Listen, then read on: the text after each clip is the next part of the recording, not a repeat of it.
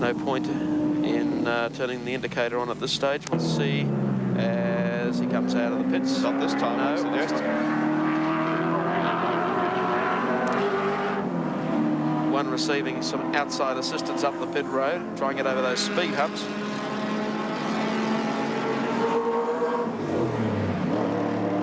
Well, let's find out what the story is exactly over in the Marlborough pit with Evan Green. Peter Brock is not going to hand over to Larry Perkins. He needs a new tyre. They have the front tyre laid out in the pit ready for him. And he's also told his chief, Noel Nowaki, that he is dying for a drink. He's going to have a tyre and a drink for Peter Brock. It'll be the briefest stop of the race, and he'll be straight on. He's only going to stop just to get the tyre, to have a drink, and he'll be straight out, and he will finish the race. Larry Perkins won't take over, but he's standing by just in case. Back to you. Thank you, Evan. Larry has done a great job in the mid-range part of the race today. So Brock could come in for a very, very quick pit stop just to take on that new tyre and also a soothing drink and rejoin the field. So it'll be interesting to time the pit stop. Mike, Alan Grice has made up 7 seconds on John Harvey in second spot in about the last 6 laps. So the gap there has dropped from 122 down to just under 115. Well, it certainly looked as though Grice was making up a considerable amount of ground because Brown had dropped a little off the pace. There's Brock coming over the top, down through the divot. Well, that's not quite that boring, is it? Wake up, son, wake up. It is if you back the turbos. Well, Brock's going to come in, as you heard Evan Green say. He's not going to have too much time for a drink. If they're only changing one tyre, it'll take them about 13 seconds flat, I'd say. Chris Economaki has joined us in the commentary box. Thanks again, Chris, for your marvellous contribution to today's telecast. What have you thought of the race so far? Well, in the pits, you don't get to see much of the race. You see all of the pit action, and you get the feel of the drivers and so forth. I was impressed frankly, by Larry Perkins. Here's a man whose career has not gone well for him over the years. He's had many a disappointment. He's traveled abroad without success. And here he is so up, on the track there in the pits. Brock coming in for one rear tyre and a drink. Perkins seems to be ebullient today. He's on cloud 9. He's walking around on the balls of his feet. He's smiling. He talks to anybody who approaches him. He is just tickled silly the way things are going for that 05 car right there. They're a professional team, Chris. I wondered earlier whether the breaking up of the old sophisticated team that was so slick and so smooth would affect the performance of it. But obviously Perkins has filled in for Richards admirably.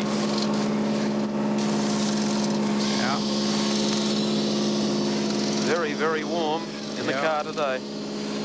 I hope that container wasn't full because he's sucked it dry. It's not easy to drink out of a full face. I'll be taking a shower now. Yeah, pouring water down his neck. Terribly hot in there. Oh, somebody missed the boat here. They forgot to get a label on that thermos jug. Okay, Evan. 48 seconds was the time he took. 48 seconds, which is much longer than they would have liked. Much too long. They got an air hose caught in the door when they tried to close it. Peter Brock took the opportunity to have ice thrust down the back of his neck, as you saw, plus a cooling drink, and they changed more tyres. But he's underway. He still has the lead in the race, back on the road. Let's rejoin the race in just a few moments' time. Welcome back to the James Hardie 1000 Classic at Mount Panorama. Number 44 in the pits. Problems. Thought they'd entered into their spring cleaning there for a moment. They had the rear glass up. Maybe an extinguisher went off inside the car. We'll check that for you in a second. Mike Alan Grice continues to close on John Harvey in second place. The gap now down to 68 seconds. But they're both, of course, still well to the rear of race leader Peter Brock. I think it'd be feather in the cap, though, of the Recar team if they could split the factory 1-2. I think that's exactly what Grice is trying to do. Could have another pit stop on here for the Marlborough Holden dealer team, John Harvey. Well, this could assist Grice.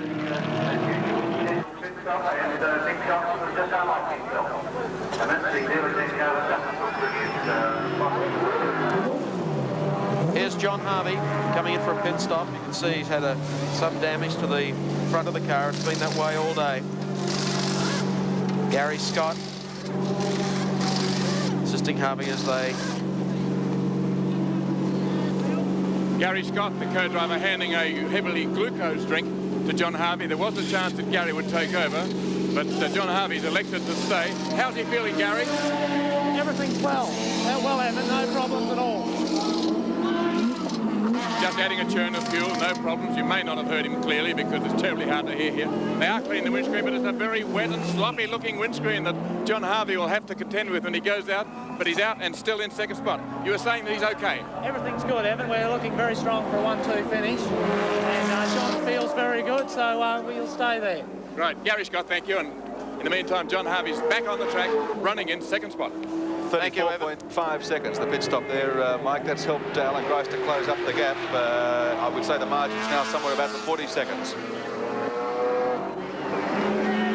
Checking out again, a little down the field, but he's still out there running and looking very, very competitive. Queensland's very own Dick Johnson. Can you hear us, Dick? Hello. Dick, Mike Raymond, can you hear us? Yeah, sure can, Mike. We've got Chris Economaki with us, and I don't think Chris has had an opportunity before to be able to speak to a camera car driver. This is one thing they don't have on US television with motorsport, right, Chris? That's right, and from where I'm sitting, Dick, you're doing a great job. I'm interested in knowing what the track is like. Is there dust, stones, oil, or any debris on it, or is it clean? Well, up through the cutting, there's a fair bit of debris where one of the BMWs hit the wall, but there's a lot of rubber basically everywhere else. But I think it's just, you get used to it after a while. Just get used to it, I suppose. Now, how's your car without the front sway bar? Oh, well, what you see is what you get. Yeah, that's all we got. There's not much else we can do about it. Pay attention to this corner here. Yeah. No, she's right, mate. Hey. These are easy to drive, these old Fords. You can talk anytime you feel like it. I don't want to talk to you anymore, Dick. You're too good of an announcer, and I'm a lousy driver. Oh, well, maybe I might get over America one day. I think you'd probably be the only driver if we could get you to Daytona that'd talk back. Yeah, well, that'll do me. You ready for Daytona? You better believe it. Well, we'll see what we can do for you. Good one.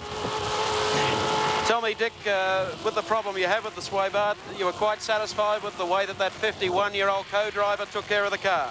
Oh, like the brakes are absolutely brand new. Actually, I don't think there's anything worn off them, to be quite honest. It's just very taily, that's all.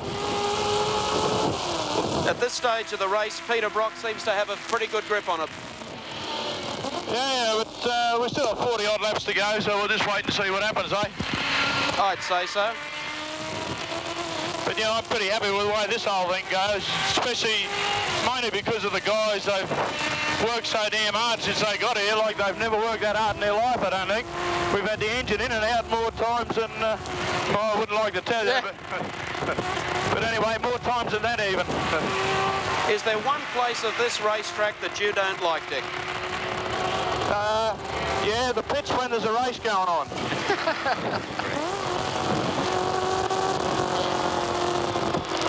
Here's one of these rice burners here. I tell you what, they stink. They nearly fumigate you. The noise is not so hot either, Dick. No, they're a bit noisy. But, gee, they're quick. By Jove, they are quick. Especially that car of Moffett's. He'll be running pretty well now too, I presume.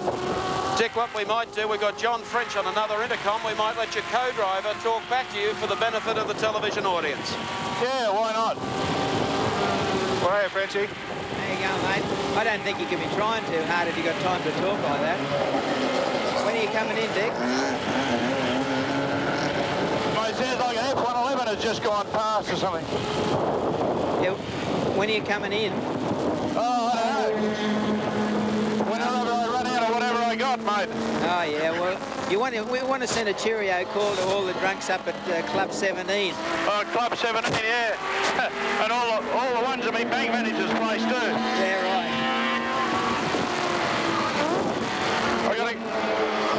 How's it handling with the bar off? A bit taily, but gee, she points in good. Yeah, it does, yeah. It's a lot different on Wednesday for some reason or other. Yeah, oh, well, We'll just have to redesign that bit, I suppose. I'll leave you with it. Thanks, pal. See ya. Thank you, Dick. We won't annoy you for a while. Thanks for being so gracious with your time. Good luck for the sprint to the checkered flag. Thank you. Dick Jansen, and what a remarkable performance, not only of driving ability, but of commentary ability as well, as he pilots that big Palmer Prudential Ford Falcon around the Mount Panorama circuit. In 5th place on the racetrack at the present time, 2 laps down on the race leader, Peter Brock.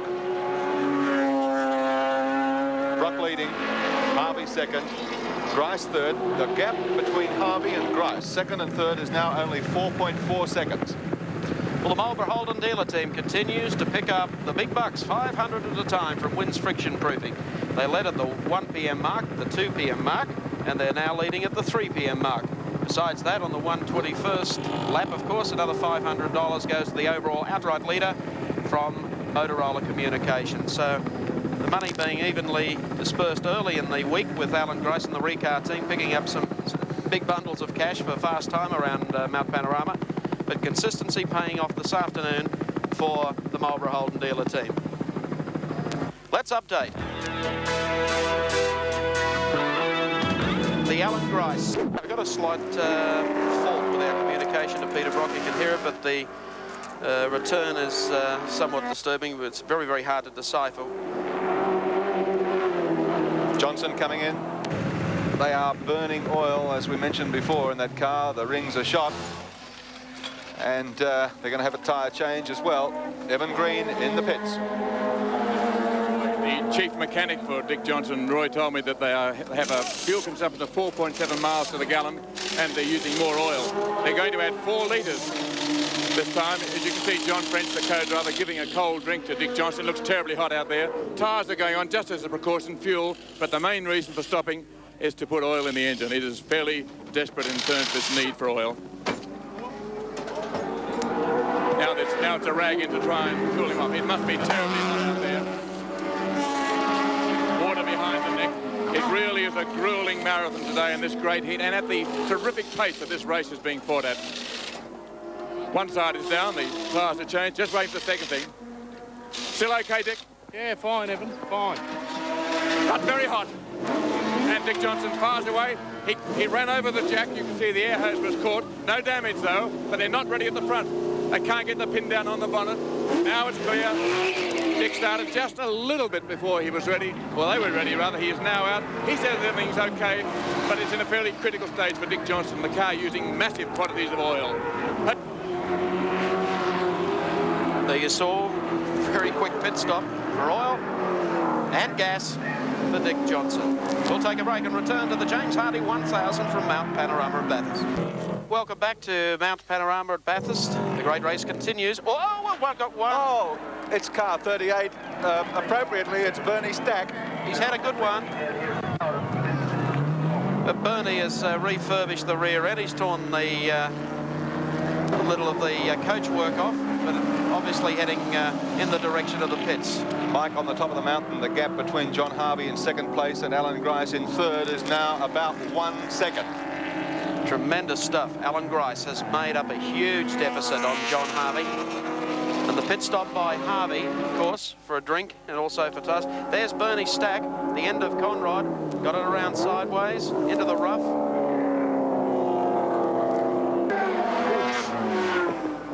Well, I hope he wasn't carrying any groceries in the trunk, because he's going to have trouble trying to open that up later in the day. Meanwhile, to the top of the mountain. Our race leader is 05. Peter Brock for the Marlborough Holden dealer team. The pro out front, showing them the way to go. We'll catch up for you shortly, the Alan Grice, John Harvey episode.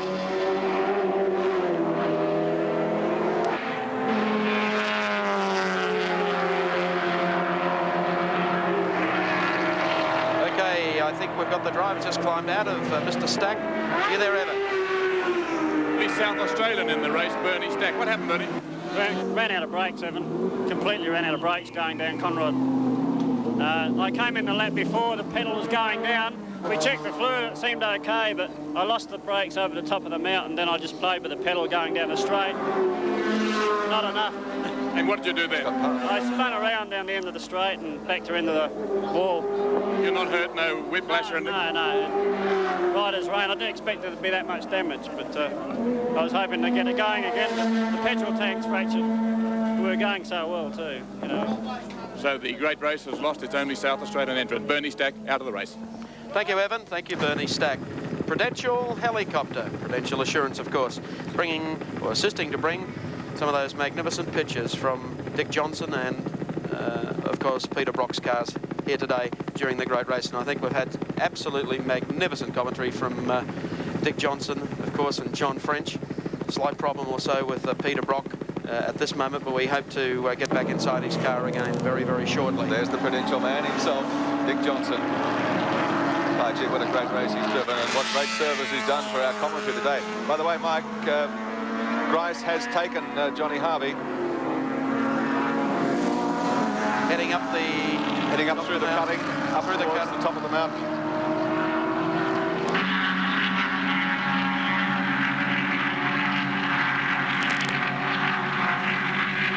Alan Grice now in second position on the racetrack. There he is. Of course, he's still over a lap, nearly 2 laps, in fact, behind the race leader, Peter Brock. But he's now split the dealer team pair, has overtaken Johnny Harvey. Harvey about 4 seconds behind him. Here they come, Grice. Makes the left-hander. Conrod straight, opens up before him. He's not only passed him, he's run away from John Harvey. Well, Harvey about to come into view at the bottom of the screen, and you'll see what the gap is, maybe. Well, that will certainly indicate just how much Alan Grice is on the move. Wait for Harvey. Where is he? There he is. Well, gee, I mean, that's incredible. I don't think that was Harvey. Oh, I don't know where Harvey's gone to then, because if that's not Harvey, Grice has opened up an enormous break on him in the space of a lap. That has happened. Harvey has problems.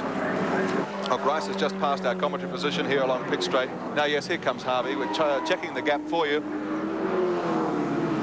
And it is 7 seconds, 8 seconds. Well, he's opened up 8 seconds from the top of the mountain to the bottom of the mountain, and that would suggest that either Grice has called in during his last pit stop and fitted a turbocharger, or John Harvey has got problems and is dropping back. The gap between Brock and Grice was 4 minutes, and I think we'll check that next time round, because if he's going that quickly, that gap could start to tumble as well.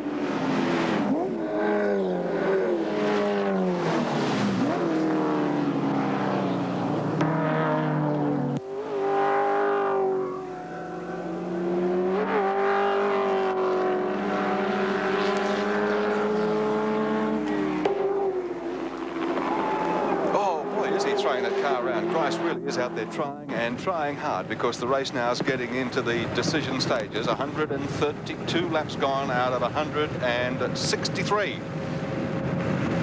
There's Alan Grice and the Recar Commodore. That's the view from the 7 chopper. What a magnificent race Grice has driven here today. Led the race, hit an oil spot at the end of Conrod Straight, slid off backwards into the sand, had to recover. Dropped away to Peter Brock, handed over to his co-driver, Alan Brown. Brock at that stage with a very, very good co-driver in Larry Perkins. They were able then to stretch the gap. 30 laps to go, Mark.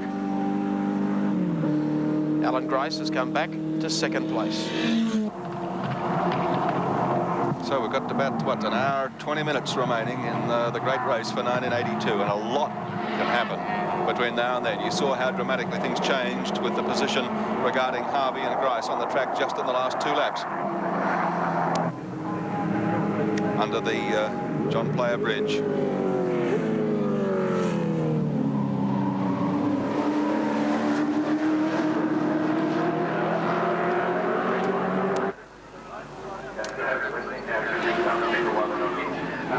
Grice coming up on the Clive Benson Brown car. Charlie O'Brien at the wheel at the moment.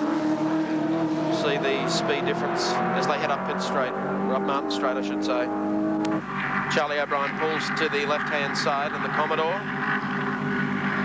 Grice will catch him almost on the brink here and race him down, heading up to the right-hander at Castrol. No, he can't. Grice has made up about 3 seconds on race leader Peter Brock in the last lap and a half, but Brock, of course, is still the best part of 4 minutes ahead, a lap and 3/4 ahead on the track. Great showing here today for the Commodores. You might check out the situation and take your race cam inside Peter Brock's car, and here he is coming along pit straight. Peter, can you tell us how the car's going?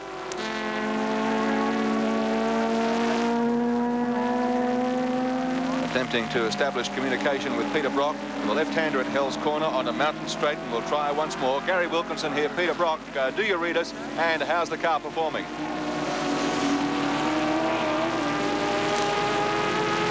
Well, the car's going great, but communications with 05 not what we'd like them to be for you, but just sit back and enjoy the picture.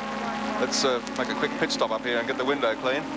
If anyone tells you that Bathurst isn't a lovely place, don't you believe them. If anyone ever tells you they haven't got bugs at Bathurst, don't believe that either. Peter Brock through the cutting. You can hear Peter talking in the background, but it's just so faint that we can't decipher. It's the number 11. It's not 11, it's 40. 41, 444 Commodore, the driver. 49 is the car, Mike. It's Greg Symes and Bruce Smith, the Commodore. You're right. No damage appears to have been done. They've just come to a halt.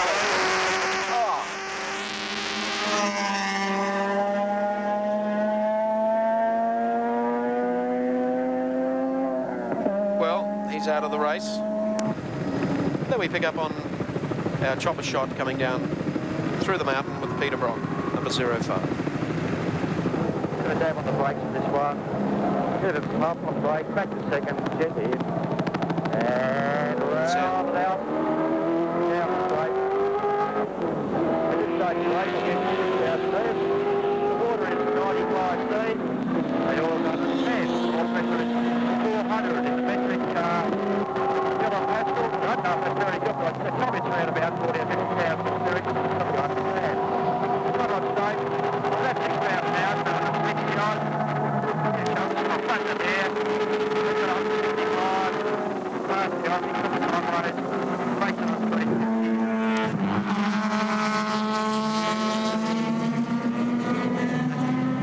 One more lap completed by the race leader, Peter Brock, 05. We'll take a break and we'll be back.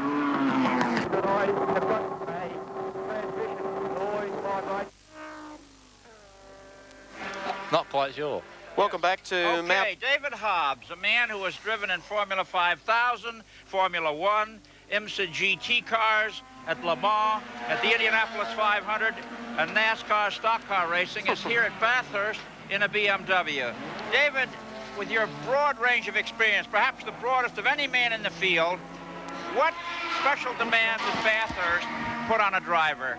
Well, the track itself is very difficult to learn across the top of the mountain there, but then no more so than lots of other circuits I've been to on the world. But I find the biggest change here is driving what is more a regular sedan type of car. These cars, if they come with rubber bushing suspension for street use, that's what you've got to use here. Moffett. And they're nothing like as precise as most racing cars I've driven before, and I find it more difficult to get used to the car, quite honestly, than the circuit.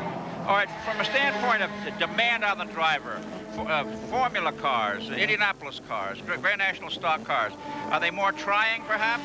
Well, they all have their own, I'm going to sit on the fence here, they all have their own different demands. Indy, of course, is tremendously demanding because you're going so fast so much of the time. You never lift off, you never breathe hardly, and you're between the two walls like you are here. This is also very demanding here because the car is such a strange animal under you. It's moving around the whole time, and there's a lot more finesse to this type of racing than I think a lot of people realize. I don't think there's another circuit in the world, David, that has the elevation change, 570 feet from top to bottom, that Bathurst does. Can you think of any that goes up and down more? I guess the Nürburgring goes up and down a fair amount. I'm not quite sure what the change is, but it's pretty hilly. Yeah. But unfortunately, that's one of the things that we can do without here because of the weight of the car. Okay, you're BMW, and where are you in the race at the moment? Well, I think at the moment we're lying 7th. Well, good. Why don't you get out there and push it up to 6th. Thanks a lot, Rusty. Back to the box. Big dramas for the Alan Moffett car. Katayama at the wheel has come in. No driver change. Let's go to Evan Green and see if we can find out exactly what the problem is. Brakes by the look of it. Right, Gary, his front brakes. We just changed them. There, watch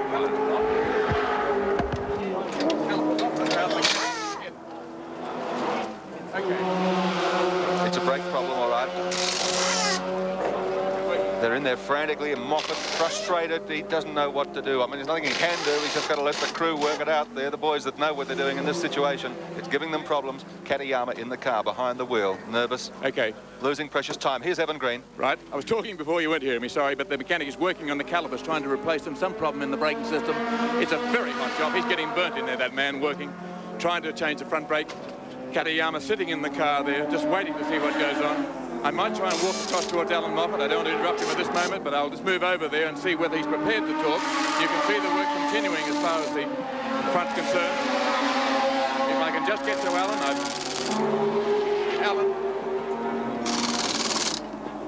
Alan's just passing on instructions to some of the team. He'll come here, I think, if he sees us.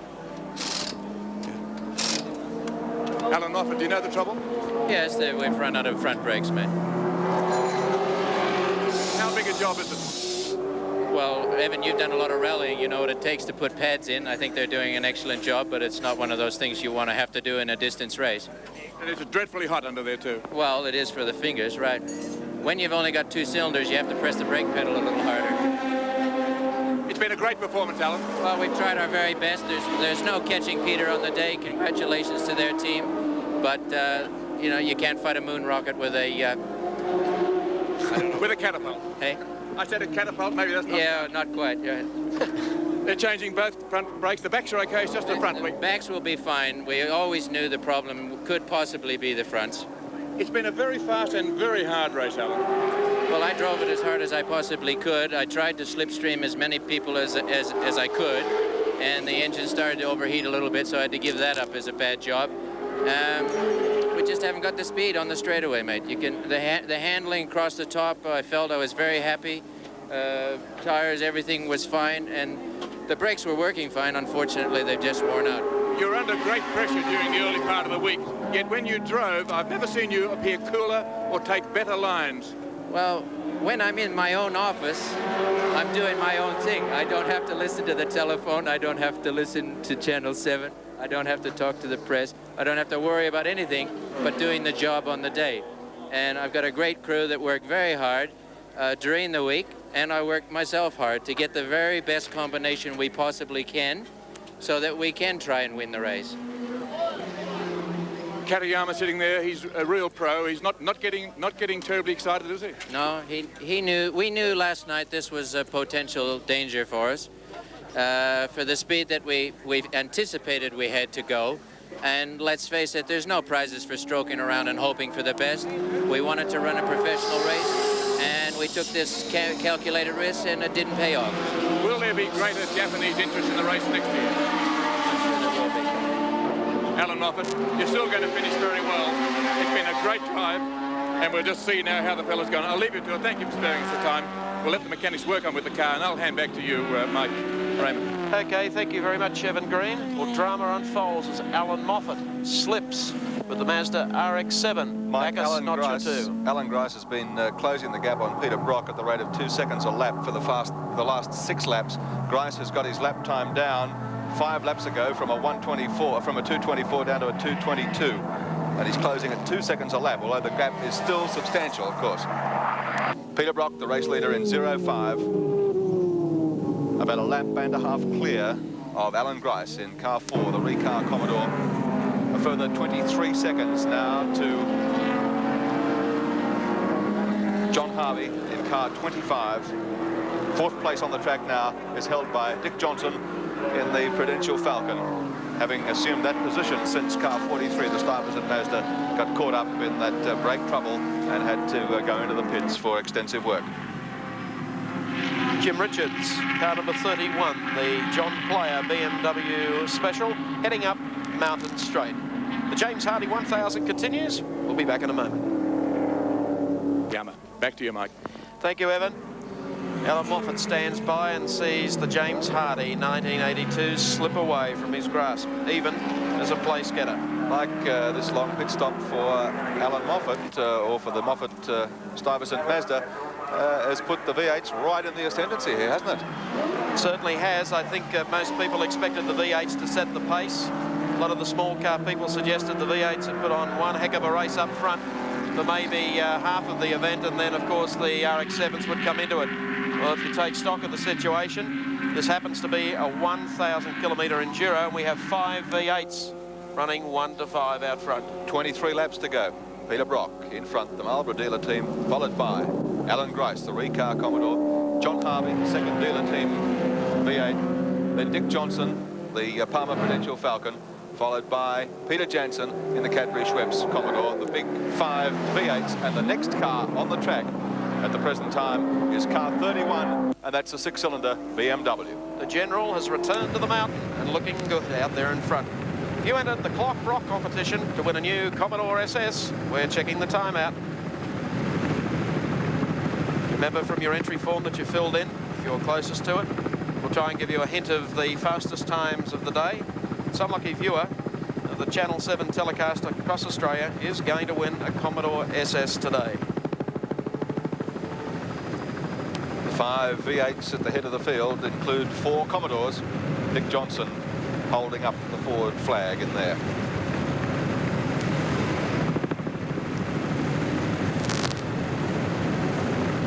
Dick Johnson's had 1 or 2 gentle jibes at the Ford that he's been throwing around this mountain all day, but deep down, you know how he feels about the car. He's been the flag waver for Ford certainly throughout the season. Won the Australian Touring Car Championship again this year.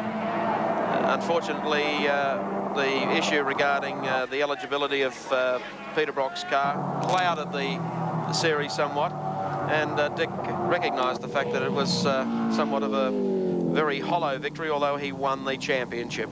But very, very little publicity because it was tangled up in court for so time. 0-5 though. Continues to lead the James Hardy 1982 1000 race. Alan Grice has closed the gap by 18 seconds in the last 10 laps. That's a remarkable effort from Alan Grice and the Recar Commodore. It's been a race fought at pretty high attrition rate. That gap, by the way, I've just checked it again, Mike. It's 23 seconds they've closed up in the last 10 laps. We might also like to have a look through and see how some of the younger guys are performing in the Wins Friction Proofing $2,000 award, which goes to the Wins Rookie of the Year. That's the highest placed first-time driver at Bathurst. We've got some steady campaigners up there in the front, though.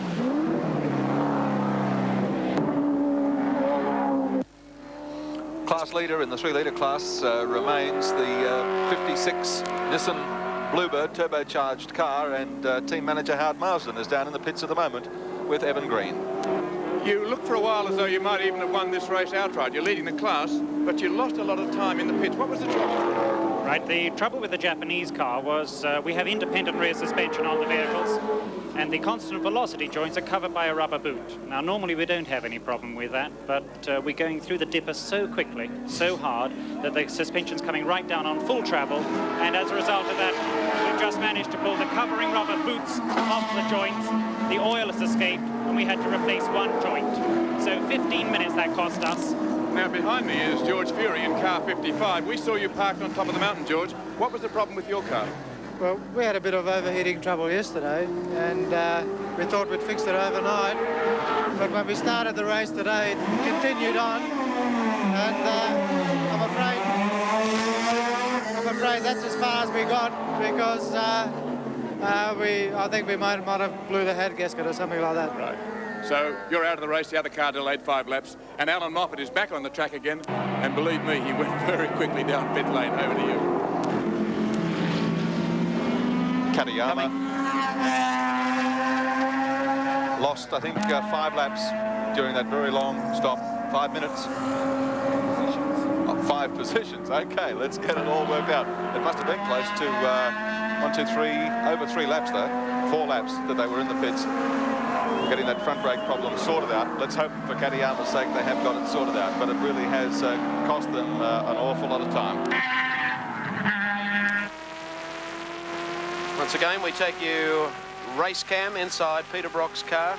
We study the driving technique of Brock as he heads up Mountain Straight.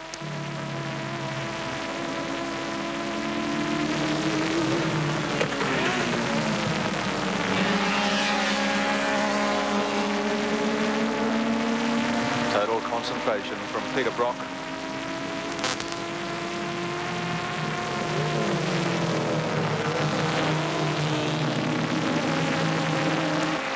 Let's watch the man at work.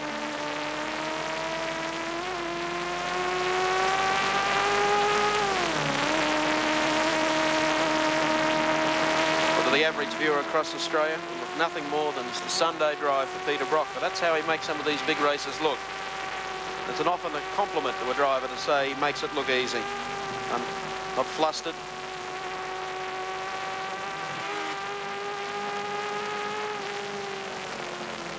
Left foot braced on the wall.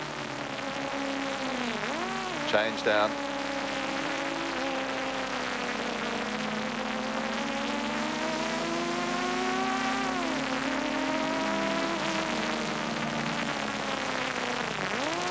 Really superb sense of timing, Brock. Through the corners and changing down, losing the minimum number of revs. Brocky heading down Conrod Straight again. There you could study the form, the technique of Peter Brock across and down the other side of the mountain. We'll take a break. Catch Peter Brock. What's the situation? How far back is he? We're about 65 seconds behind at the moment, Evan. We're catching him in around 2 to 3 seconds a lap, but we've got a bit of a problem with our fuel load. We're starting to run a bit light.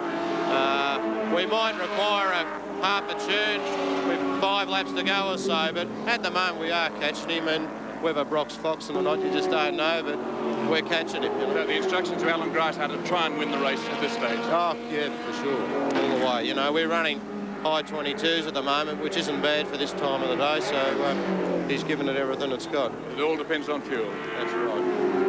A pretty difficult calculation for the team manager to have to come up with. Yeah, well, we, you know, I think we're going to be about 5 laps short, Evan, but we'll just see. 20 laps to go in the great race for 1982. Grice has made up 25 seconds on Brock. But he's still 3 minutes. Oh, hello, look at that. That's a nasty looking crack across the front of Brock's windscreen. You know what, Gary? I bet it's not even bothering him a bit. Still something that has occurred during the race, a pebble or a rock. However, he continues to lead the race and lead it quite comfortably. 3 minutes 36 seconds ahead of Alan Grice in the Reed car Commodore. A further 36 seconds then to car 25 with Johnny Harvey in the second dealer team car. And 3 laps down then to, from the race leader that is, to Dick Jansen in the Palmer Prudential Falcon. It's still V8s 1 to 5, followed by the BMW car 31 in 6th place. Steve Masterton Holmes Falcon has moved up into 7th spot in the outright standings. We have our timer going on Alan Grice. We've been timing Peter Brock for those of you who entered the Clock Brock competition for a new Commodore SS. And to give you a comparison, we have picked up Alan Grice under the Hardy Bridge, and we'll follow him around and give you a time as he completes 1 lap. He's been circulating the last 8 or 10 laps around the 2:22 mark, a shade under, shade over, not much variation. He's got a BMW chasing him up the hill, which would be, of course, Jim Richards. Keep in mind that Grice drove this race last year for the BMW team.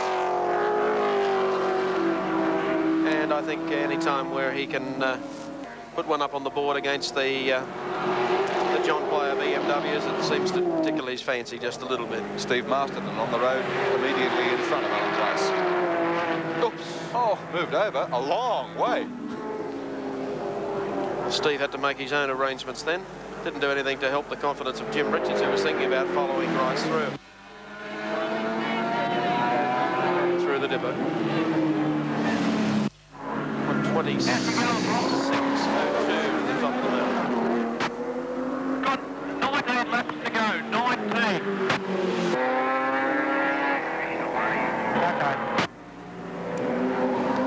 Well, you heard it, 19 laps to go. Terrific economy, right? Good economy? Right. Okay.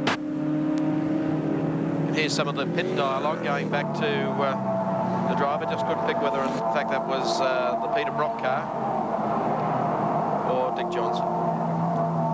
Well, whoever it was getting great economy. Tremendous.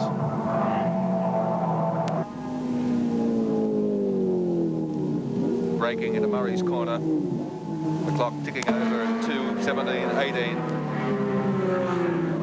Grice comes under the Hardy's bridge. Oh, very sideways that time. Yeah, and that's what cost him time there. 2:24.09 on that lap. Not as consistent as he has been.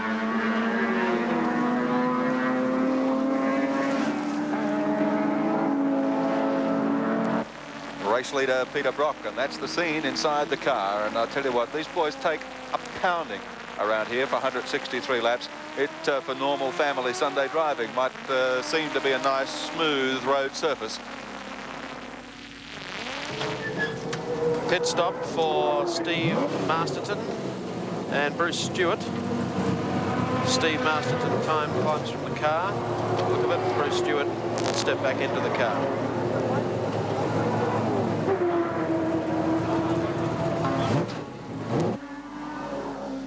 One churn in, one churn out. Second churn now in. 40 litres in each container. Bruce Stewart.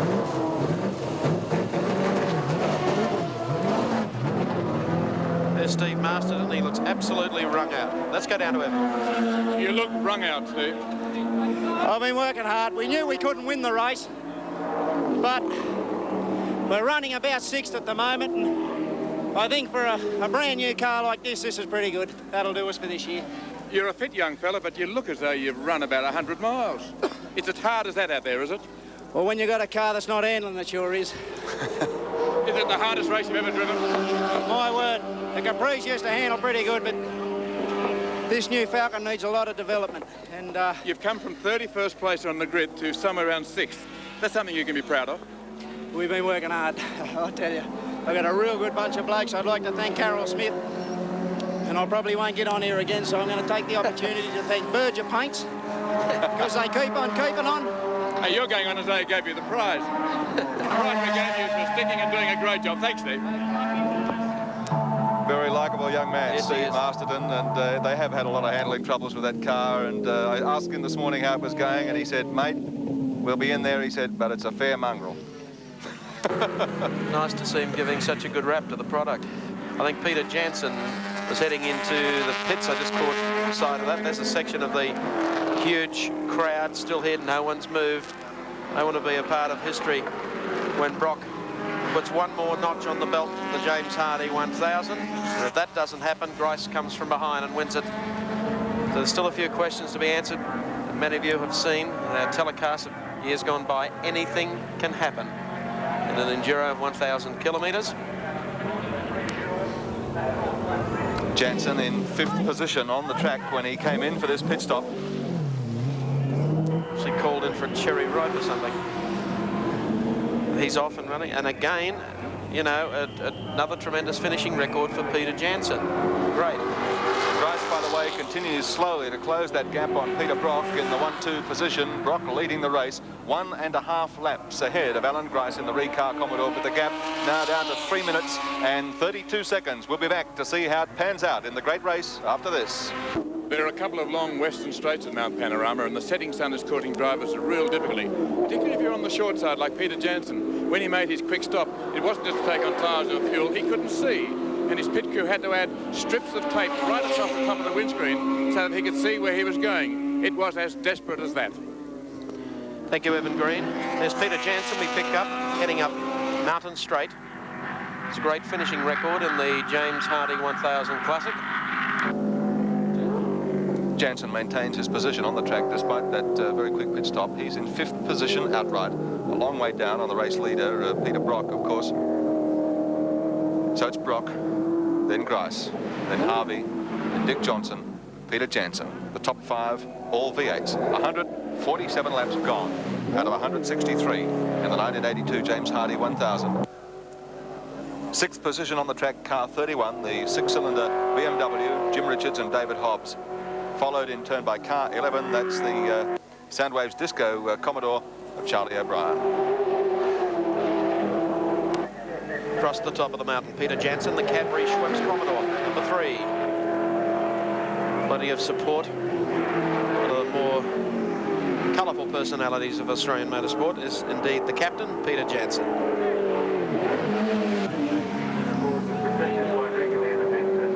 One of the few drivers, I believe, who could only really race once a year at the James Hardy and still come up with a strong placing. It's really incredible in a sport that requires constant attention and constant practice that he can come out and do this just on once a year occasion, or usually Sandown and here. There's a unique shot of our 7 chopper. Terry Lee, Doug Hampson, our cameraman in the chopper, following Peter Brock. And the race cam camera following them. And there's the shot from the other side of the chopper back to the car.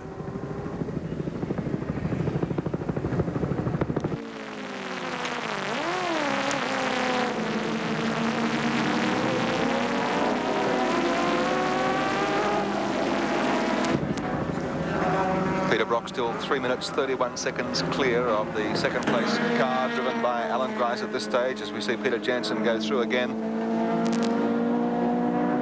out of Hell Corner and once more on the way up Mountain Straight. The 3-litre class continues to be led by the Nissan Bluebird, car 56, driven by Hasimi and Hoshino, the Japanese combination, and 2nd place in that class also still held by car 50, Barry Seaton and Don Smith.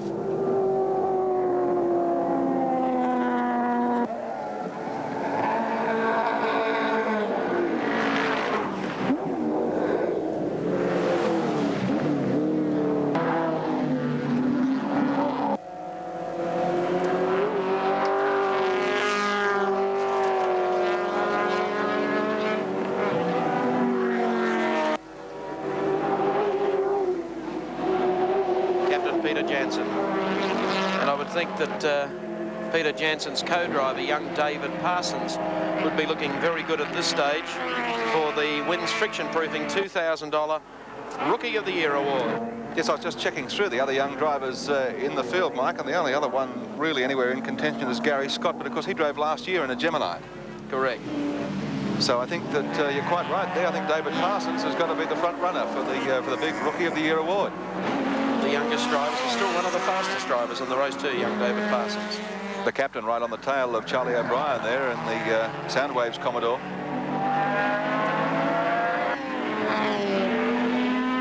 Had to give him some hurry up.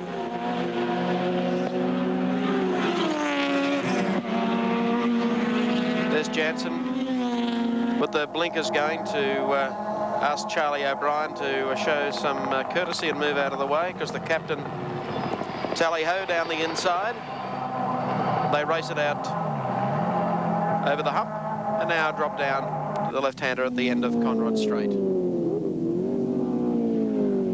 It's been an exciting, certainly one of the fastest James Hardy Classics. Let's update it for you. Dick Johnson leader Peter Brock over the top of the mountain. Grice has now made up more than 30 seconds in the last 15 laps, Mike. I think distance may beat him, and I think he also will probably come in, as his crew chief indicated, for a a quick top-up with about 5 laps to go, straight in a churn or so. Interesting part will come, though. He's 1 lap and about 150 metres, I would suggest, behind Peter Brock, so he could end up nudging him in the tail very shortly. Peter Brock heads on to Conrod Straight once again and goes through to pick up on the 4 o'clock run some more $500 awards from Wins Friction Proofing. So he's collected the lot so far. Let's check out the action in the pits with Evan Green.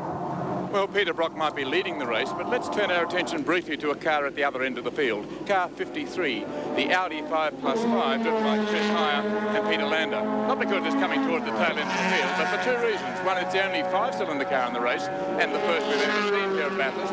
But also, it is a genuine factory interest car in that Audi at Ingolstadt in West Germany has sent their racing manager for the world, Peter Steinmeier, here to the track to observe the race.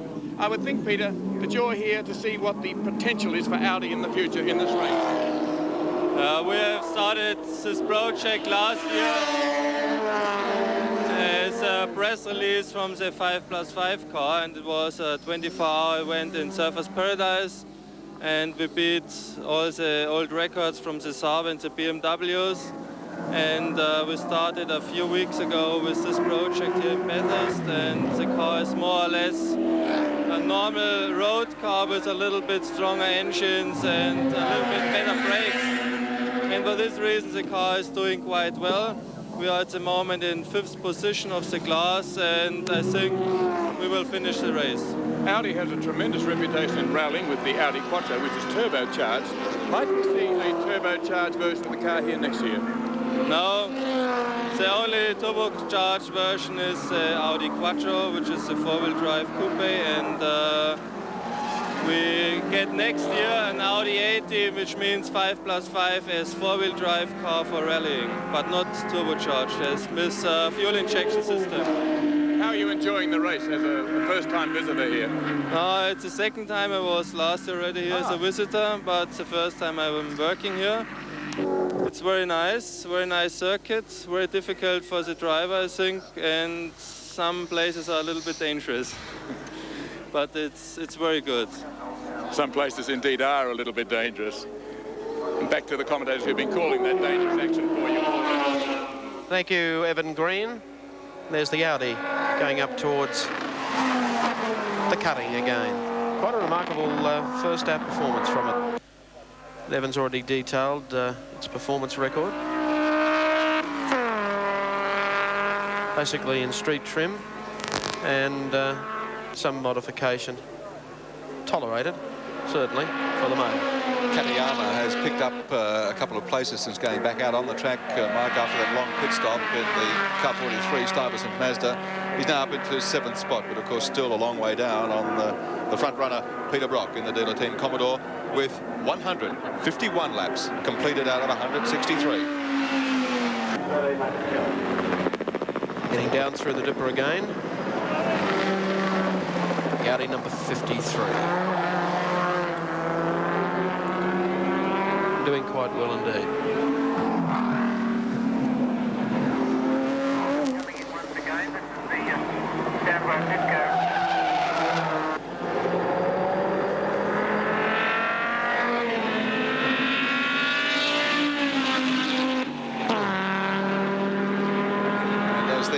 Makes its way down Conrod Straight again. Let's just check the top half dozen placings. Peter Brock in front. Oh, low. There's Charlie O'Brien, the Soundwaves Commodore Car 11. They've only just had a pit stop, and I don't know what's wrong this time, but it's going to put them right out of the top placings altogether, I'd suggest. They were up running about 8th or 9th.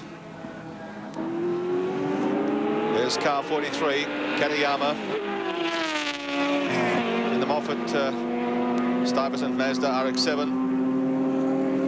Having a good scrap there with John Harvey. Harvey moving to the inside of the circuit on Conrod Straight, and Katayama electing to run the outside. We just missed the entry to that corner, whether in fact Katayama was passed from behind by Harvey. Scotty Taylor into the pits and has just rejoined the field.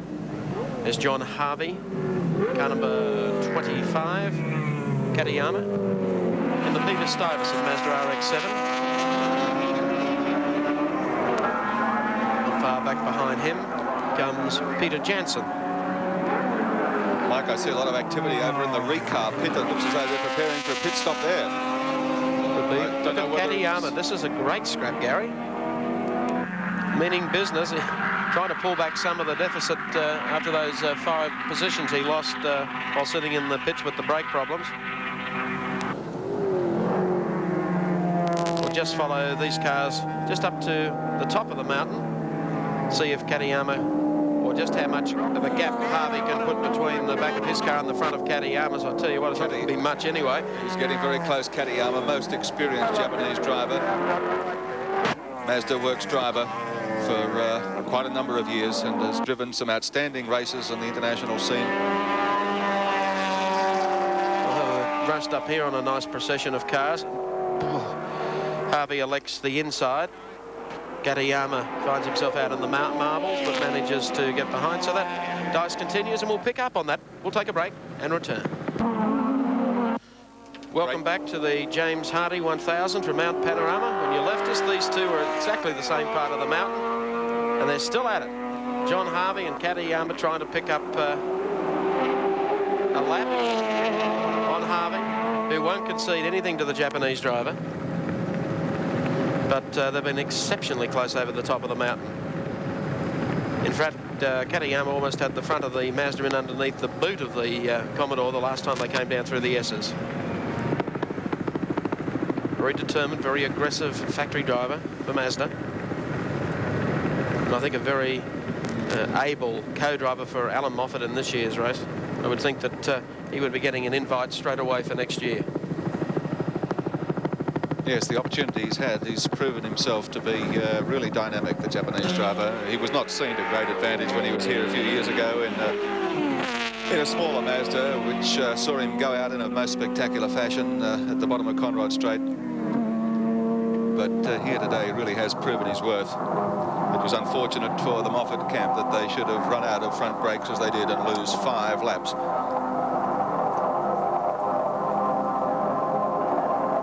Barreling down Conrod Straight over the hump. Here they come. John Harvey, car 25, in 3rd position on the track. The only 2 cars ahead of him are his team leader Peter Brock in 05. And in 2nd place, Alan Grice in car 4, the recar Commodore. Grice continues to close on Brock. He's now, the gap is 3:18. He's made up 42 seconds in the last 20 laps. Meantime, let's pick up some more information from Evan Green in the pits. Peter Jansen just made a rapid stop in the pits. He had a wire off his ignition, off one of the coils. They run 2 coils in the car. They replaced it, but they were in such a hurry they forgot, or didn't have time, in fact, to lock the bonnet clip.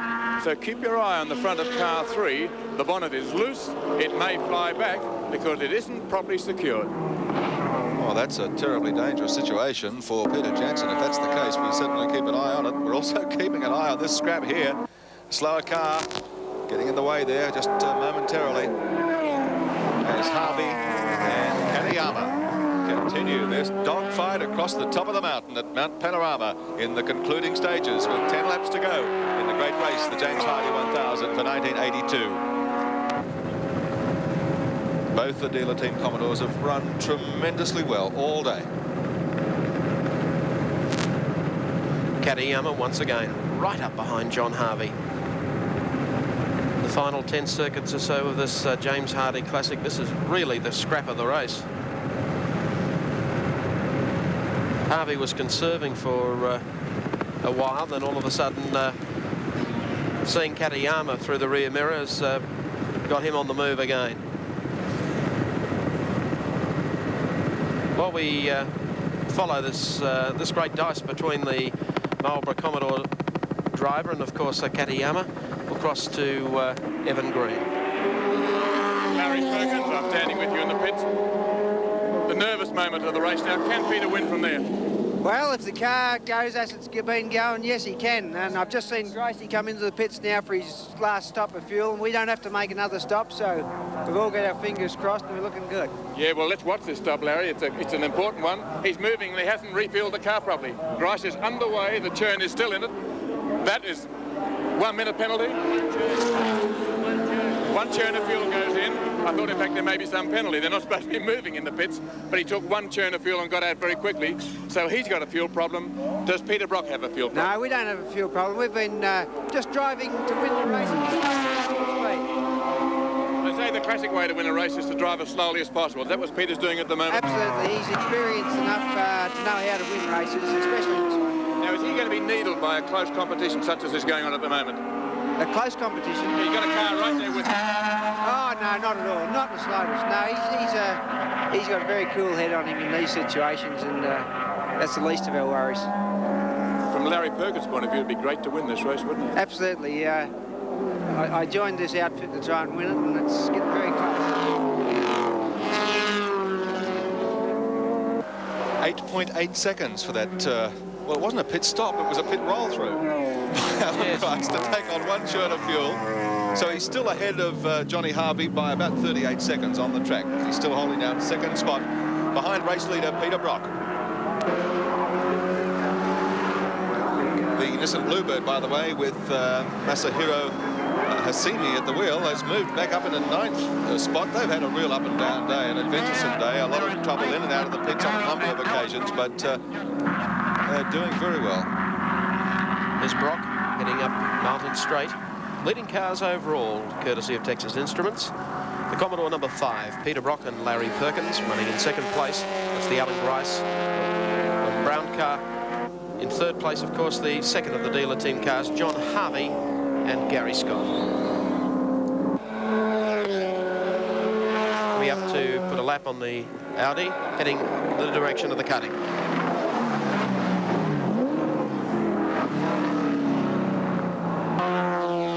Audi moves across. That enables Brock a run straight through on the inside. So from the inside view of the Peter Brock Holden Commodore, the relaxed style of a man who appears to be the 1982 James Hardy 1000 victor. Immense concentration on Brock's part. Coming down into dipper through the S's. Yes, he's been waving acknowledgement to the crowds on the top of the mountain already. They've certainly put out enough material there to attract his attention.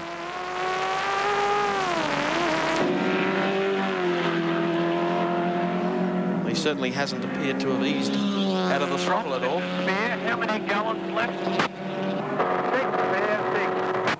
Okay. You catch some pit communications. Checking on fuel consumption. Third, repeat third, about 15 seconds behind Grice. It's Brock inquiring to his pits where Harvey is placed. As he says goodbye to one of the slower cars as he rounds Murray's corner. 28 cars remaining in the field in the James Hardy 1000. Remember, there were 53 starters off the grid at 10 o'clock this morning.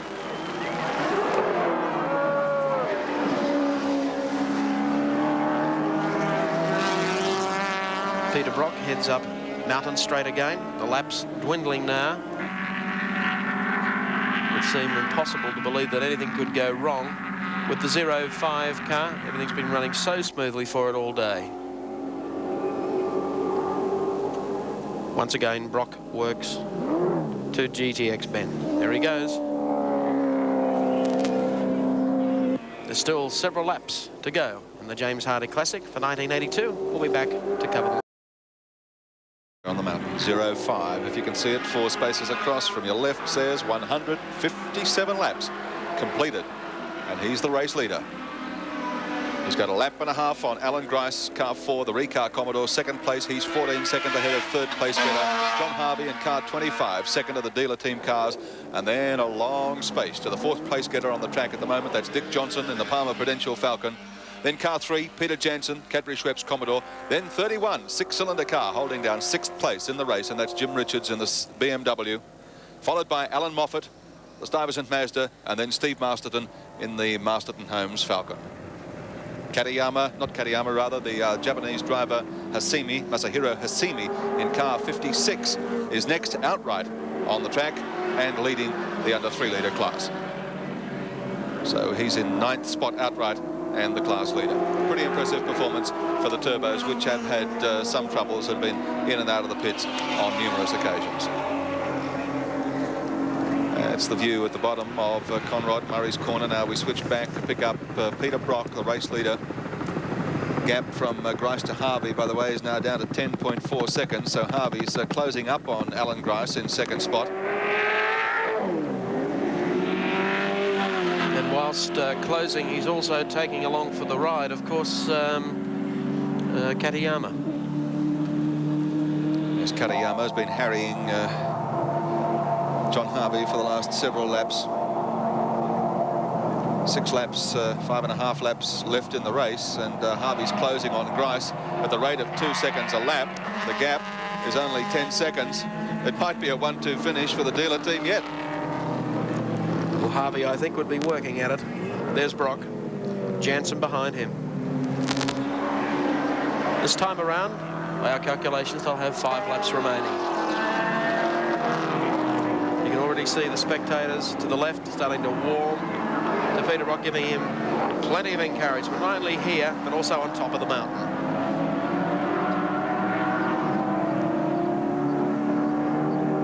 Brocky heads up. Mountain straight again. There's a lot of cars there in front of him, though.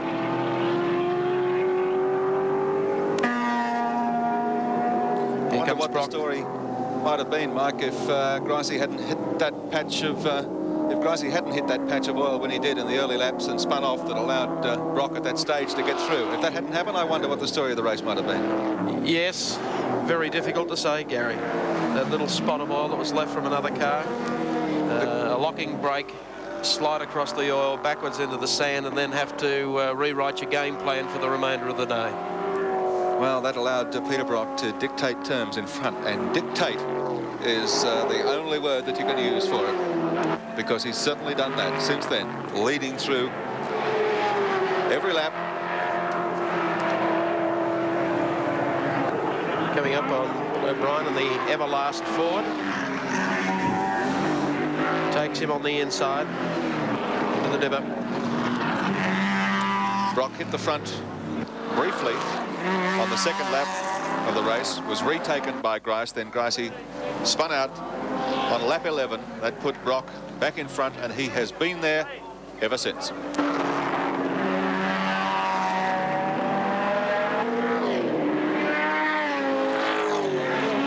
In the top 10 cars at the moment, the Commodores lead 4, Falcon with 2 spots, BMW 1, the Mazda in 2, the Datsuns in 1. So it's been a great return to the mountain for the General today. Here's Peter Brock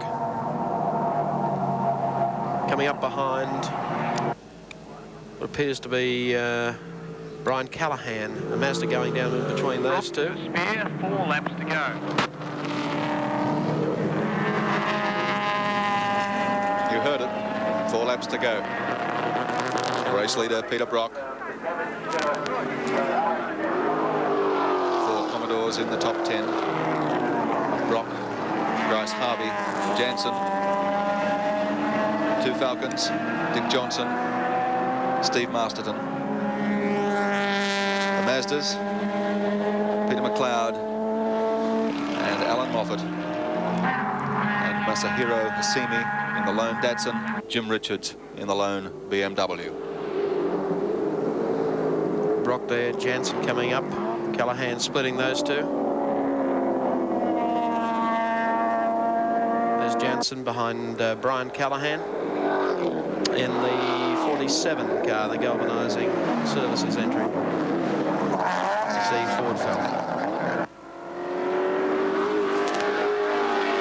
Hasimi in the Bluebird, 9th outright, continues to lead the 3-litre class from Barry Seaton in the Capri, and 3rd place in the class being held by car 54, and that's Les Gross and Alan Cant also in a Capri.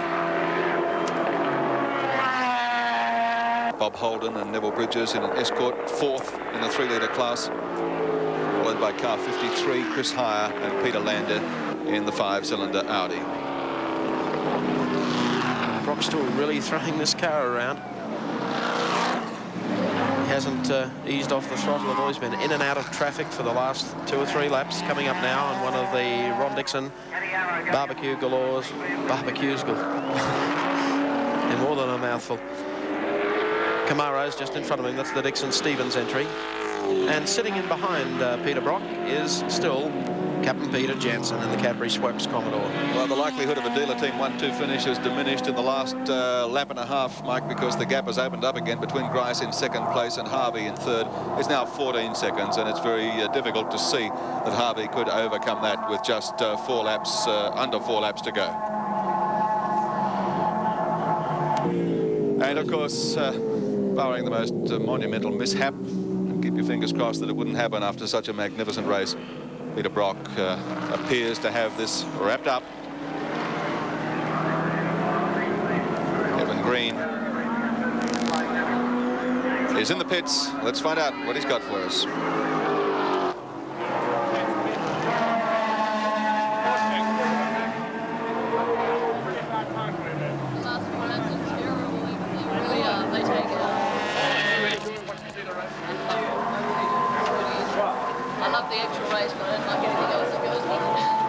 Like the build-up or the... A couple of years ago when he had a big lead, he went out and broke the lap record on his last lap. Is he likely to try that again today? Hopefully.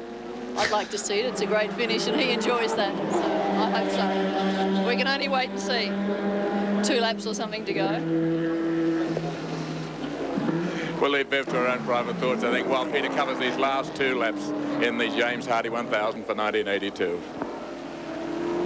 There's the man. Peter Brock, 5-time winner here at Mount Panorama previously.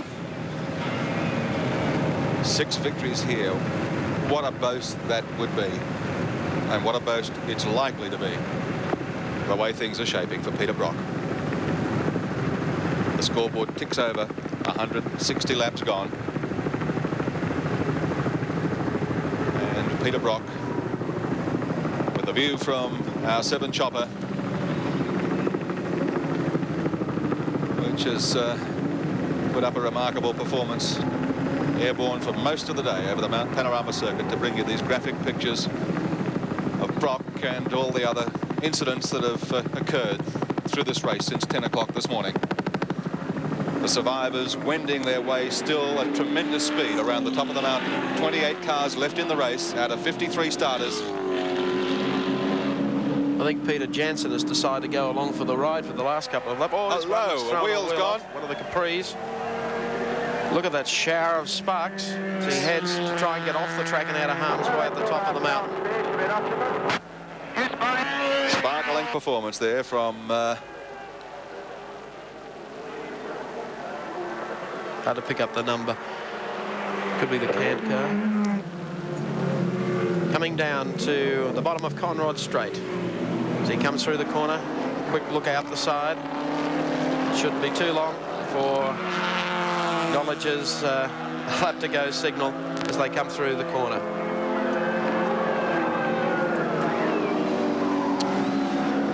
Peter Brock working towards the top of Mountain Straight. Pit crew giving a signal with 2 laps remaining. Peter Jansen again tags Peter Brock as they race up the mountain. He's been glued to him for the last 3 or 4 laps.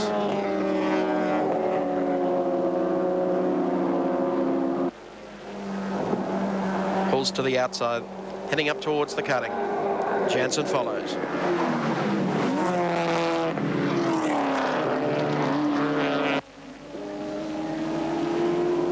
Brock, Grice, Harvey, Johnson, Jansen, Richards, Moffett, Masterton, Hasimo and McLeod.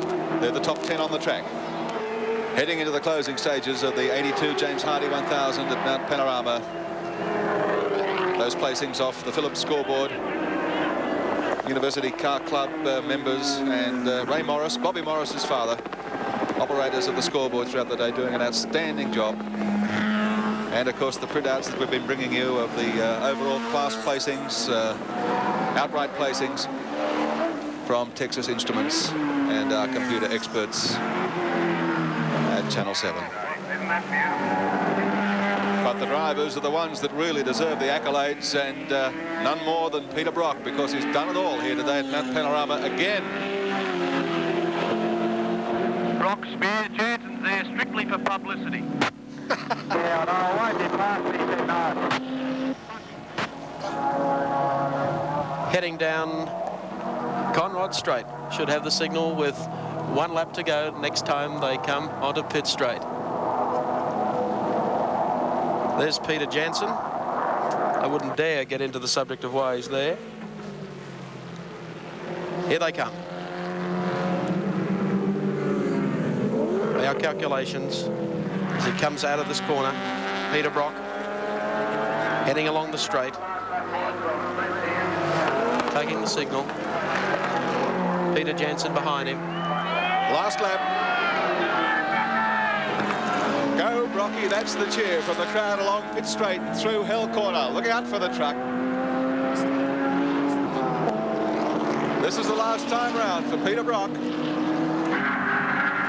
And we'll see if Brock means business. A couple of years ago, he said his fastest lap of the race in the final circuit. Flick the lights, the car in front. Look out, son, I'm coming through. Into GTX. Up towards the cutting. Last time for the day for Peter Brock. To the cutting. Left-handed. Down through the gears. Accelerates out of there. Up the hill. That wall there has claimed a few. Really stretching the engine now. Works it as he goes over the top of the mountain. Here comes the crowd at McPhillamy. Everyone standing on top of the mountain. Here he comes. The man who's going to make it 6, and he's got time to put the hand out the window and say thank you very much. Over the top he goes at Skyline. One of the real remarkable men of Australian motorsport. Even with the hand out the window, he's still able to pull away just a little from Peter Jansen. And through the S's. Down off the mountain. For the last time in 82, the flags are out. The crowd's going wild. The flag marshals are applauding. What a great sight. On to Conrod straight. Go for it. Peter Brock. Here he comes now. The final time down Conrod Straight. Speaking back with his pits. Jansen pulling up as Brock stretches it out just a little. Jansen tries to close, though he's well back behind Brock, and Brock might even let him go past. Doesn't want to get involved in it. No, he didn't. No way. Stand by for the pandemonium that's about to break loose as Peter Brock comes around Murray's corner to take the checkered flag at the end of the great race. He's done it. He's won it. The 82, James Hardy, 1,000. It goes to Peter Brock. And what a reception from the crowd. Ford lovers, Datsun lovers, Mazda lovers, Nissan lovers. They all stand and salute one of Australia's greatest. He's done it in great style. Said a small car would win the 82 James Hardy 1000. Well, a small car did, but it had a V8 aboard. Peter Brock heads back to victory lane, and a delighted Larry Perkins. And just look at the crowd, no one left. Is that right, Dow? So you're So Peter Brock has gone on to win the 1982 James Hardy 1000 Classic. Second place will go to Sydney Commodore driver Alan Grice in the Recar entry. Third place to the Marlborough Holden dealer team's John Harvey. Fourth place to Dick Johnson of Queensland in the Ford. Fifth place will go to car number 3, Peter Jansen. Sixth place to car number 31, Jim Richards in the BMW. Seventh place will go to Alan Moffett's Peter Stuyvesant Mazda. Next, Stephen Masterton, Bruce Stewart in the Masterton Holmes Ford. Rounding them off, Assimi Number 56, the Nissan Turbo. 10th place, McLeod Dane Mazda RX-7 entry. Well, there they are, 1 to 10, and that's number 1. Peter Brock on screen, the race cam, Channel 7 race cam showing you a delighted Peter Brock. And in the back of the pit area, Brocky nods ahead, acknowledges the crowd. The James Hardy winner for 82, 163 laps completed without incident, having taken the lead on lap 11 and not being headed thereafter. Although Brock won it, it was almost a photo finish for second place between Alan Grice and John Harvey.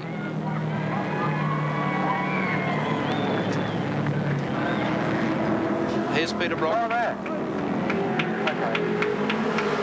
Pulling up in front of the James Hardy setter.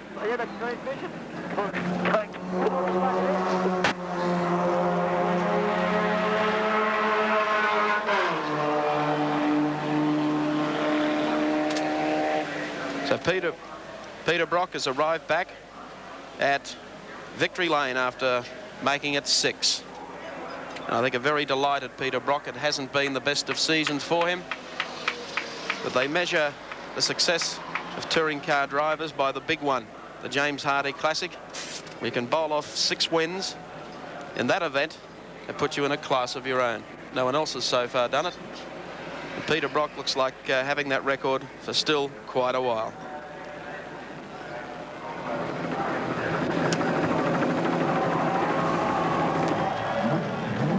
Well, the bulk of the prize money is going to go to Peter Brock. We'll sort out all the award winners and all the placings for you again. There's Brock stepping out of the car. And Larry Perkins, rather, who's brought the car around. And what a great sight as the crowd gathers round. And we'll return to Mount Panorama in just a moment for all the presentations following the 1982. In, I believe, spectacular circumstances in that the driver made it look so easy. Larry Perkins knows all about it. Commodore wins the Hardy 1000. Well prepared, wasn't he? He's relishing this victory as much as Brock himself, and why not? Because he's played a great part in it. And there, the sign we saw almost first thing this morning up on top of the mountain. Brock and Hobbs. Well, Brock and Hobbs have finished 1-3. Harvey just being nutted out of second spot by Alan Grice in the Recar Commodore. So for the dealer team, it really has been a sensational performance, and they've returned with a vengeance to Mount Panorama in 82. As you can see, most of the people along Pitt Straight, let me tell you, there are tens of thousands of them, are now beginning to assemble in front of the James Hardy presentation area. There you can see the camera, the race cam from inside the car, showing the multitude of race fans outside, and Brocky's already up on the balcony acknowledging the plaudits of the crowd down there. Larry Perkins is there with him. Larry's going to give them a hose. Certainly number 05.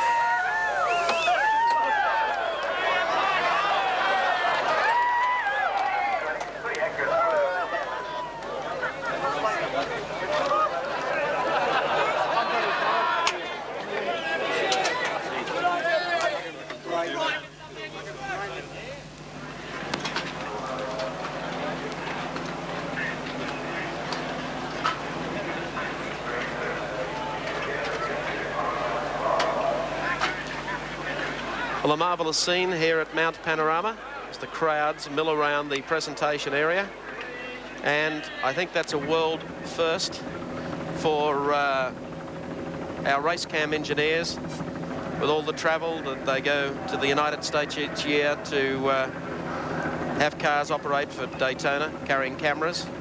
That is the first car, to my knowledge, that has won a major sporting event with dialogue and pictures coming from the cockpit. And a great tribute should be paid to the pioneers of race cam in Australia.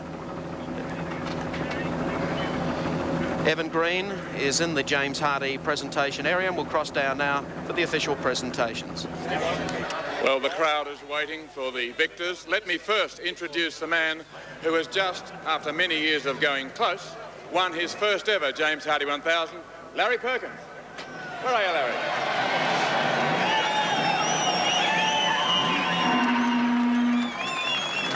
And the man who has just won his 6th James Hardy 1000, Peter Brock. Thanks very much. Peter is exhausted. We'll give him a couple of moments to recover. And it's my great pleasure to introduce to you the chairman of James Hardy Industries, Mr. John Reid, to present the Perpetual Trophy. John. Ladies and gentlemen, Peter and Larry, congratulations on a magnificent win. For Peter, it's the 6th time. 6 times doing this is magnificent. Once is enough of an achievement, and to have done it and created yet another record, Peter, congratulations from everybody and the very best. Thank you very much.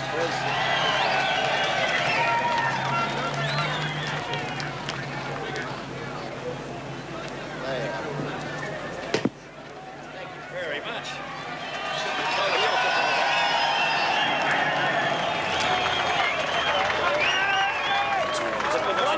Look good in the lunchroom. Thank you very much.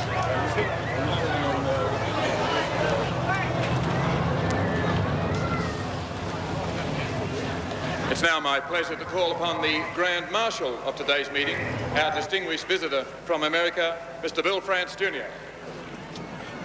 Thank you very much, and my personal congratulations to both Larry and Peter for a great job, well done. And we have about 800 races in the United States a year, and quite frankly, I don't think I've ever seen a better show than I saw today. Thank you very much. It's good to be here. Congratulations.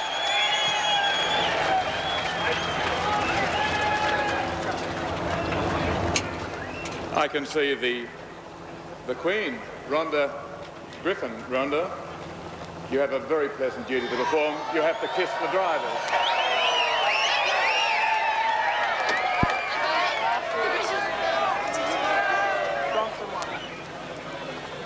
How about a word from the winners? Peter?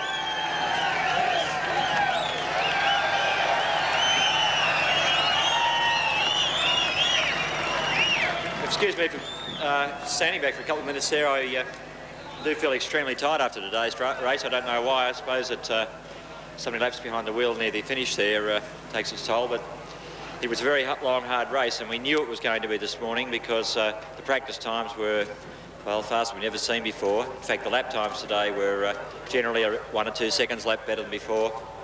But it makes you work that much harder to try and keep ahead.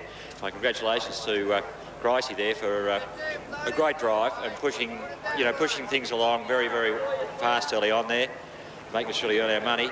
And I think one of the great things that happened this year, after having had the fortunate opportunity of having Jimmy Richards on board for so many years, we had Larry Perkins, who I can tell you really assisted in the development of the car. Really a lot of fun to have around the workshop, and hopped in the car today and really held his own when the pressure was on from Alan Grice. And you can't do any better than that when as a driver, you've got a co-driver. I was wrapped. Thank you, Larry. Bruce Nowacki. Hello, Larry. Thanks, mate. Bruce Nowacki and the boys, fantastic amount of work they put in, and look, we were wondering when we got up here if it was worth all the work we'd put in. And it seems as if it was, because my good mate Johnny Harvey finished up in the points there at 3rd place, I think. Is that right? Yes, and the cars were magnificent to drive and very, very quick. So Bruce and the boys, thanks very much. Marlborough, Castrol, TAA, 3XY, and to our good friends the Holden dealers around Australia, thanks for all your support, because we really need it, believe me. This one's really broken for me, but thank goodness we won. Fantastic day. Well, 1982 may be remembered as the year in which Peter Brock won his 6th James Hardy 1000 and Larry Perkins finally made it to his 1st. But it'll also be remembered as the year of the 100-mile-per-hour lap and the tremendous performance by that great pair who came 2nd, Alan Grice and Alan Brown.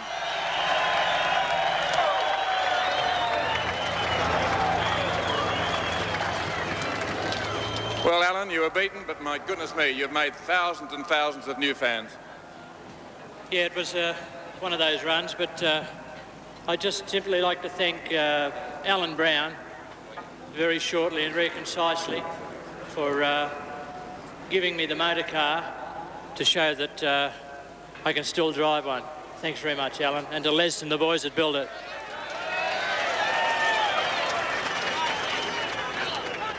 When I was talking to you in the pits, Alan Brown, after you'd handed out from your stint, you thought it might be your last drive. Come up here. Now that you come second, what do you think? Oh, no, I think I might give it away. It's sort of getting a little old for it, but... you were a little old when you started. Well, yeah. Exactly, that's right, yeah. But I really had a ball, and, you know, there was a lot of pressure today. I could have slotted a lot of drivers in the car and made it a lot easier for Alan, but... and I think if he'd have had a co-driver who would have been right up there, just like Peter had, you know, he would have given Brocky a bit of a run for his money, but anyway, it's my car, my money, and I wanted to drive it and be here, and I'm here.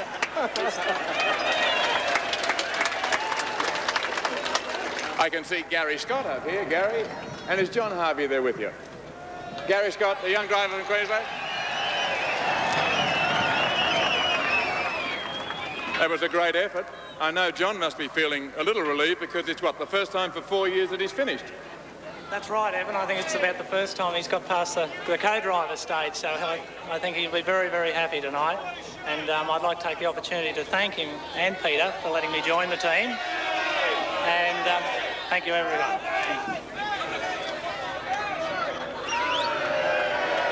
Have we found John Harvey? I don't think we have.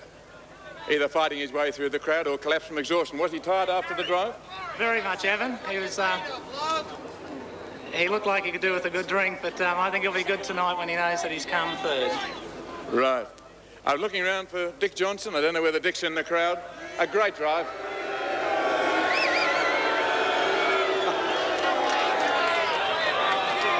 Thank you, Ford fans. We also must congratulate the winners of the 3-litre class. I don't know if the Japanese drivers are here, but they performed magnificently in practice in the Nissan turbocharged Bluebird. But the two Japanese drivers, Masahiro Hasemi and Kazuyoshi Hoshino, won the class. For a while, it looked like they might be up here with the outright contention until they had trouble with the drive shaft. But how about a big round of applause for our overseas drivers? It really was a great effort.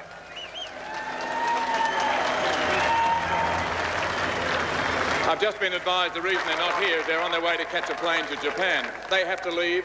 So do I temporarily, as far as viewers across Australia are concerned. We'll be returning in just a few moments with more from Bathurst. Jansen.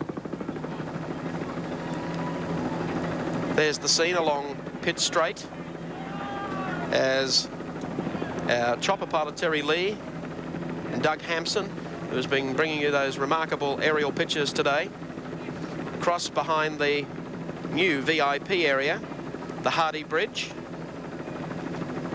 And it gives you an overall picture of just an enormous crowd, the number of cars. It's only a small proportion that you can see in one part of the circuit. There's probably 4 times that number of cars at the top end of the circuit.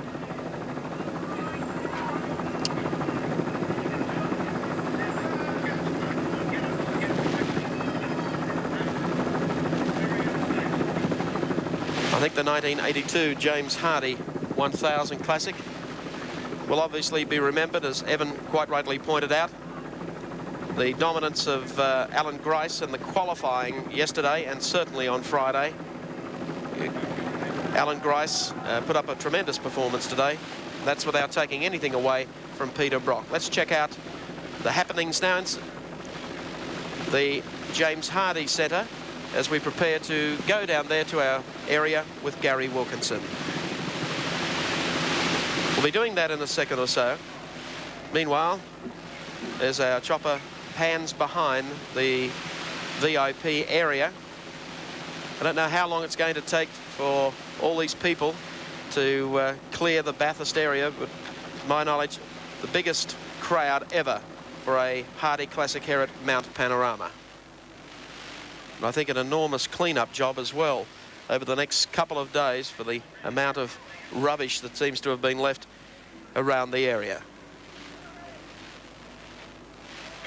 There were several big chances going into the race, obviously. A lot of people may be disappointed with the The not-so-high finish of the Nissan Turbos, George Fury, of course, and Fred Gibson, who went out a little early after making the top 10 in qualifying yesterday. Dick Johnson of Queensland, who we must pay special tribute to. The race cam pictures from his car, and particularly the commentary from Dick Johnson and his co-driver John French, absolutely remarkable. Jim Richards, who got home one of 2 BMWs into 6th place, and after the problems besetting Alan Moffett, Katayama, his co-driver, came back through the field like the back of the car was on fire to lock up 7th place. Let's go down now to Mike Raymond, thank you very much. And down here, a lot of people lined up that we're going to be talking to, and we're recalling some of the more memorable incidents that took place in the 1980 James Hardy 1000. But first of all, we've got one very important award that we should finalise right here and now. The Rookie of the Year award, and I want to bring in for you David Parsons from Tasmania. David, come on over here, please. David, co-driving with Peter Jansen in this year's race in the Cadbury Schweppes Commodore, has won the WINS Rookie of the Year award. Sit down. It was rough out there today. It was fast. Yeah, I say it was. It was really, yeah, it was great. Rookie of the Year, it's a pretty big honour, and it kind of gives you a lot to live up to, I guess, from here on out in a motor racing career. Yeah, I'll say. It surely does. But, you know, I'm really pleased that through Peter and Schweppes and all those sort of fellas that, you know, only through them, there's no way I'd be here. Full stop. Well, the captain is a bit of a character. How do you manage to cope with him? You screw him up fairly well, you're pretty right. Is that right? Yeah. Cole Davis is here somewhere from WINS, and he's got a small presentation to make to you. Congratulations, David. It was a wonderful drive. The first year in, and this is our first year as sponsor of the Rookie of the Year award. We look forward to you doing an even better job next year. Although you can't win this again, congratulations, and the check is on the way. Thank you very much. Check for 2,000, if I'm not mistaken. Isn't that right, Cole? Wins Australia and all our distributors around Australia. Okay, congratulations once again. David Parsons, co-driving with Peter Jansen today in the Cadbury Schweppes Commodore, has won the WINS Rookie of the Year award, and certainly well deserved. David Parsons. Now, Evan Green is standing by elsewhere in the Hardy Centre with another interview. You didn't win, Dick Johnson, but you've got a reasonably contented look about you.